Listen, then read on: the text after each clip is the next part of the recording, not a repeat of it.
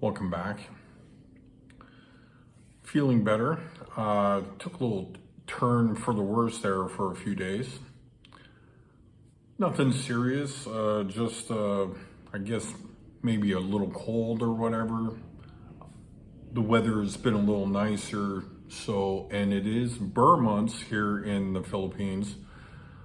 That's what the Filipinos call them. However, tonight being less humid, some cool breezes, was able to get out a little bit.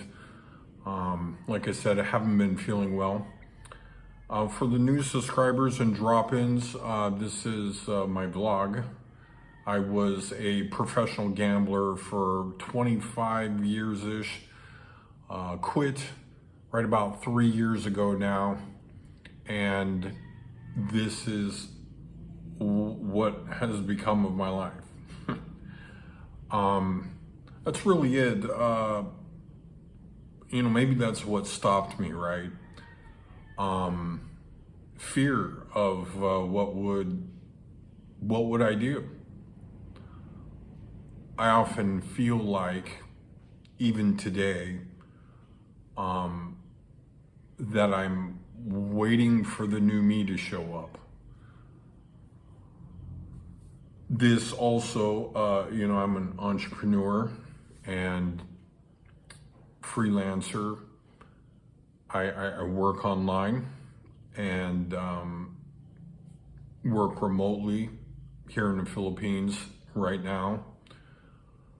I travel this little circuit, Vietnam, Cambodia, Thailand, Philippines. I've been doing this now for 18 months. And I moved here to Southeast Asia with $175 the first couple months living on my credit card. As I was going to go broke in the US, so I figured it would be better to just come on over here. Here I am 18 months later. It's been quite an experience. The nihilistic approach to gambling, feeling like just a couple $100, it don't matter. I mean, it's interesting because the experience that I am dealing with now is very close to that. And this is probably why I didn't quit and why maybe I don't go home, because going back is much too hard. It would cost too much. I mean, I certainly have a problem, and I've lost money every single day probably this year. It's the end of the year. I keep pretty close tabs on my spending and my accounts receivable, and this is remarkably similar to the experience gambling for a living. I have an interesting story. I went on a pretty serious losing streak. I thought I was never gonna win again. Actually, I'm surprised, just my personality, I didn't get away from it then. I mean, I probably would be halfway through my career. I mean, it was brutal. I'm not gonna pretend that I remember how many days, but it was well over a month. I was very broke. Living in my car, in New Mexico, working odd jobs. That was where I went broke. I mean, I did bounce back one day. It was, I borrowed some money from the pit boss, which I knew well. We golfed, and I'm like, how much money do you got? Send it, I want to play. And I won, and that was the turnaround point. But people ask, like, why don't you go home or something? And frankly, going home may be worse than going forward. I mean, a lot of that really plays into maybe the exact experience that I'm having now. I knew maybe I should quit. I didn't know what I would do if I did quit. But going back was, frankly, not a very appetizing, thought. And that's similar to what I have here.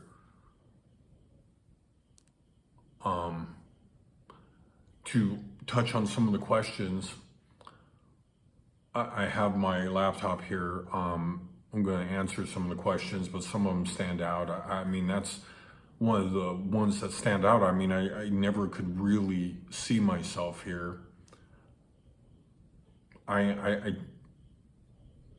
There was a scene in the movie that I like a lot, The Color of Money.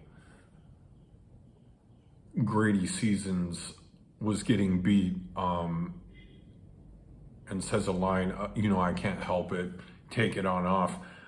I mean, clearly, I could have just continued to gamble the rest of my life. Wanted more for myself. It didn't hit me about the retirement or that I would find myself in this exact situation. Certainly one of those situations where it's the law of unintended consequences. Also, like, stuck also in a different situation when I was gambling, of the lost cause fallacy, I think it's called, where it doesn't, it never really felt like that I would find myself in this situation.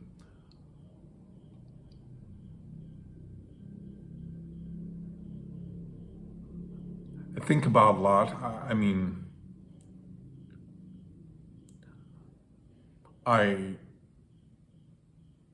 How I've gotten this far was basically with the idea, like, well, you can do anything but gamble, and I should be all right. I lived in this cycle what amounts to my whole adult life. I would get money, gamble money, and either I would win or lose, and either have to, if I lost, I would have to raise more money, gamble money, and live in that cycle over and over again. I didn't like that, but I was good at that.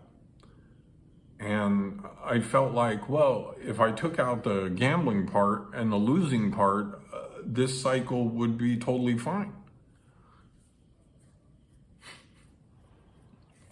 It's funny. So I'm going to read some of your questions. Here's some good questions here.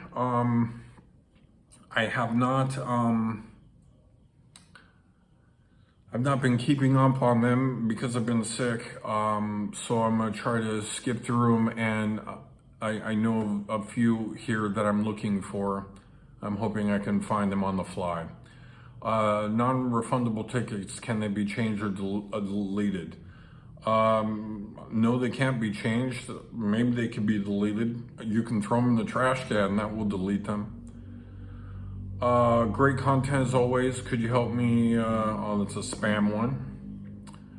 Excuses, exhausting. Get some rest. Thank you, Scotty, for your honesty about my life. I think you will help others. Also, you make me feel better to get it out. Yeah, I mean, it's difficult. I spent a lot of time thinking about it, thinking about what to do with my life.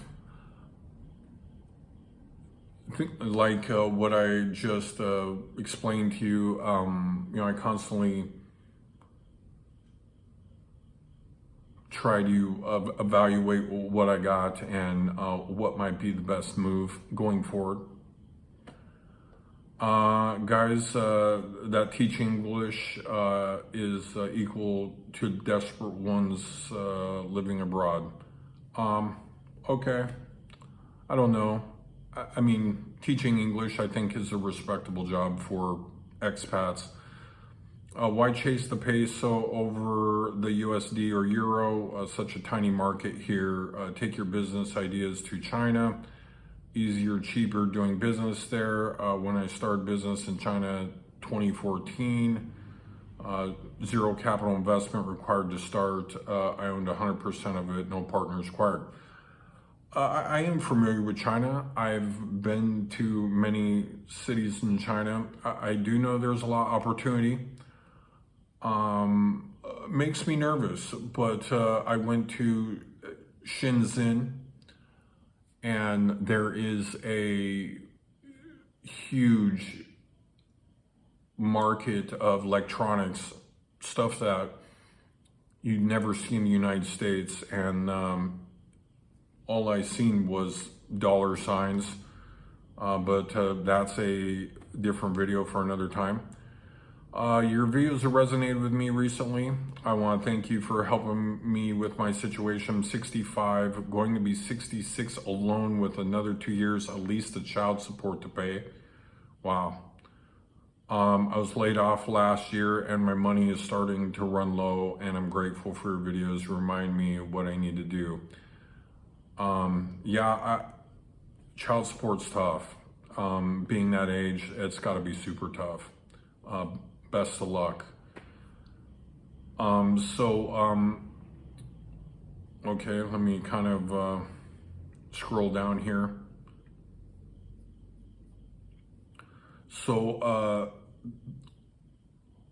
Okay, this is the question I've been looking for.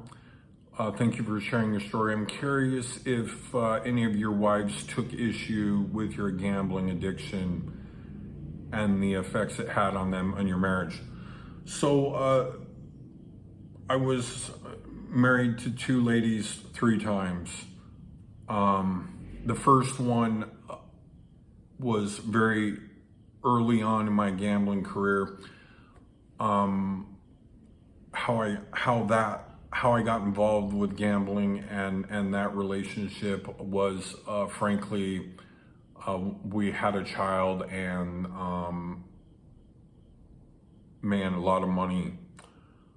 And being a young kid, obviously, I got married. I mean, I've been married basically from 20-ish to 40-ish. And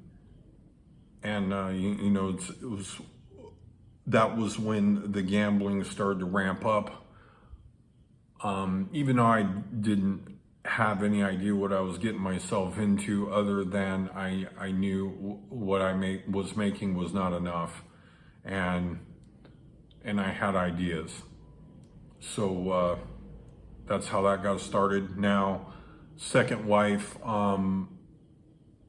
was, there was a very short period there where then I met the second wife. I started to, of course, get money, and I feel like that's attractive to any woman, right? There I am, my pockets full of money. So yes, the gambling was an issue. It's very difficult to say because I don't ever really want to say that I was ever asked to stop.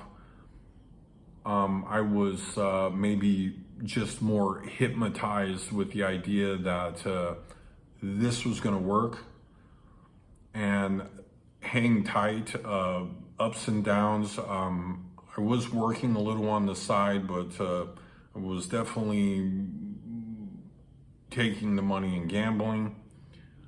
I've been fairly successful in just about anything besides gambling. However, of course, throwing the money away gambling was, just totally,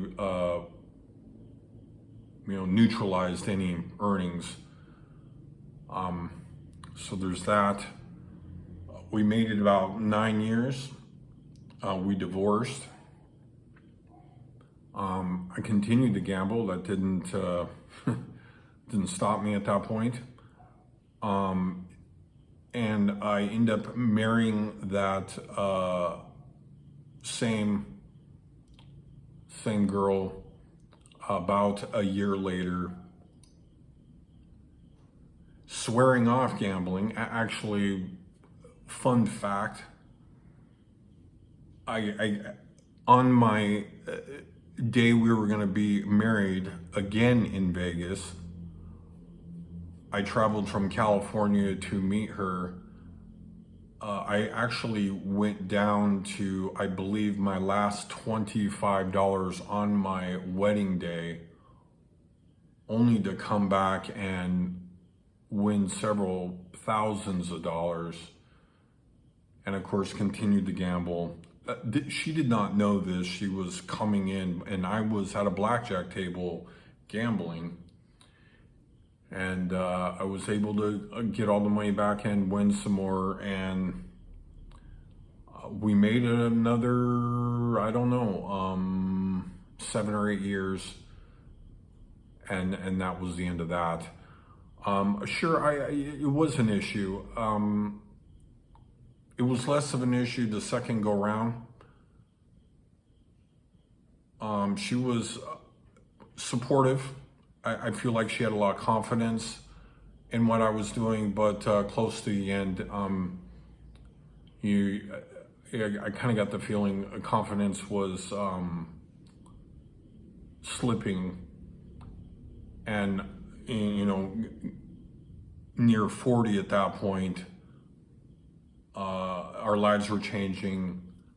The stepson was getting much older, and things were changing quickly. So we got divorced the second time, and I continued to gamble for a few more years, of course, and then here's where you find me right here, right? So that's how that worked out. If anything, I wish,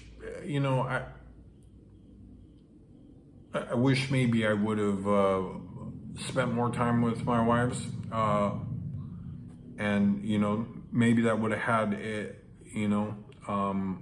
different outcome. But however, I mean, people get divorced for many different things. I'm not saying that in the way maybe it sounds, but maybe it ran its course. Maybe I shouldn't have gotten married the second time.